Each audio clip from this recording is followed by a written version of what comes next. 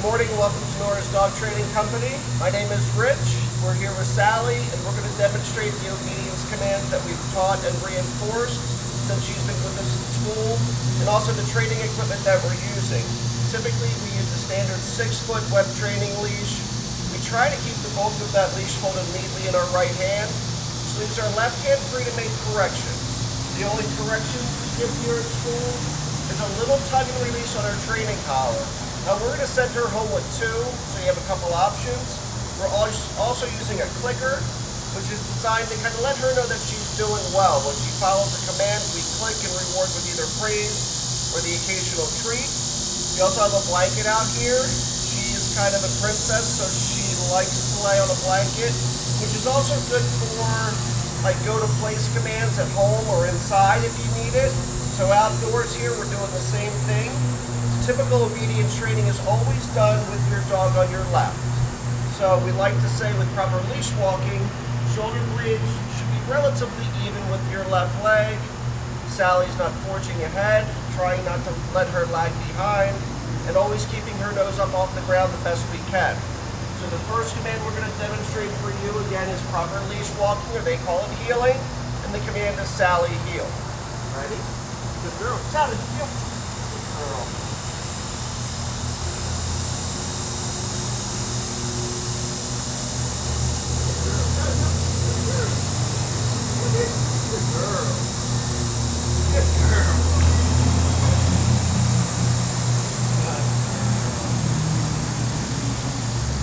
Very nice. Now, we talked the other day on the phone and we both kind of agreed that Sally can be a little stubborn, certainly so. So we're kind of pulling out all the stops with her, the occasional treat, lots of motivation, whether it's verbal praise, physical, affection, whether it's a scratch on the chest.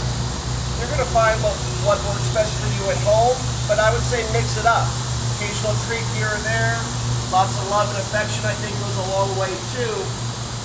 And consistency.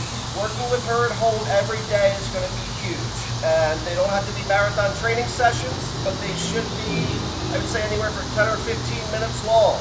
Now, as you'll notice when I'm heeling with Sally, my left hand slides all the way down that leash.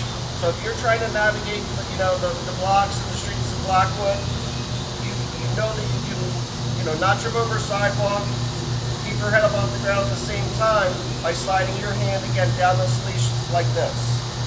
We're going to take off heeling again. Good girl. Ready? Sally, heel. Good girl. Good girl. Good girl. Good girl.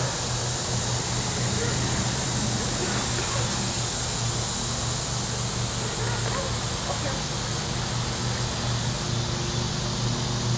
And one of the nice things that Sally's really gotten down is that great automatic sit. So if you're coming to a crosswalk, stop to talk to a neighbor, the mailman, when you stop, you do expect her to sit.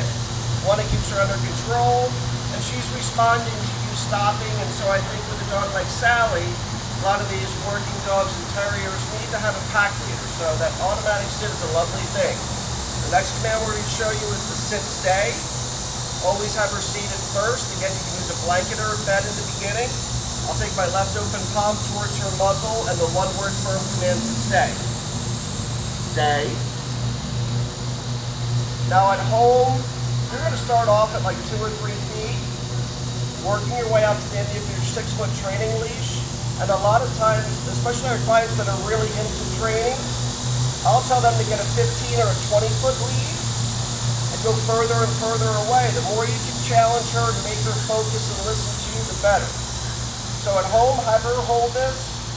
1 minute working up to 3 minutes. You can either return back to her, which typically is returning back to what we call heel position again, to her left. She gets a little scratch on the chest. A little click for doing a good job, and then we're going to take off heeling one more time. Sally, heel. Good girl.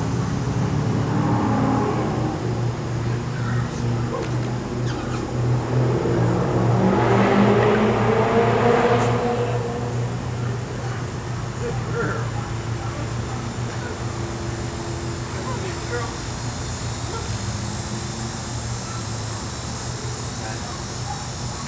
Nice automatic sit. And I think when you notice, when we're heeling away from the camera, her heeling is really good. I mean, she's right on my hip, where she's supposed to be. I think as you notice what we call like an about turn, when we turn back to her training area or the stationary spot, you can see her lag a little bit, like she's not super excited to do it. But again, that's why we want to try to make it fun for her. So again, I'm going to do one more sit stay. Again, she's always seated, left open palm, stay. And again, you want to lengthen out this time, 1 minute up to 3 minutes, and the distance. If you're working indoors, it's a great place to work.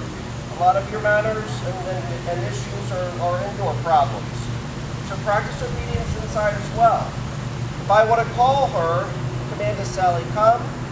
If I need to use that leash as a guide, I can, but I want her to come back to me and sit as opposed to jumping up on me. Ready? Sally, come. Good girl. What's Sally? Good girl. There we go. Now, Sally. Good.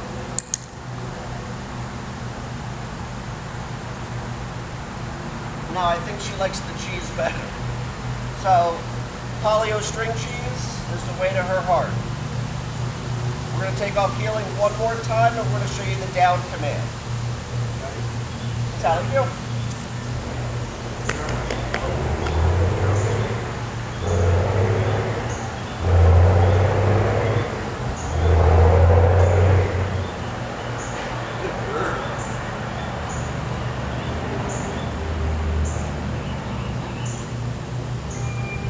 Nice. Now that was a little better coming back. Again, you're going to find the proper amount of praise at home, what works for you, because every dog is completely different when it comes to training. So with the down command, just like with everything else, all the stationary stuff, she should be seated first.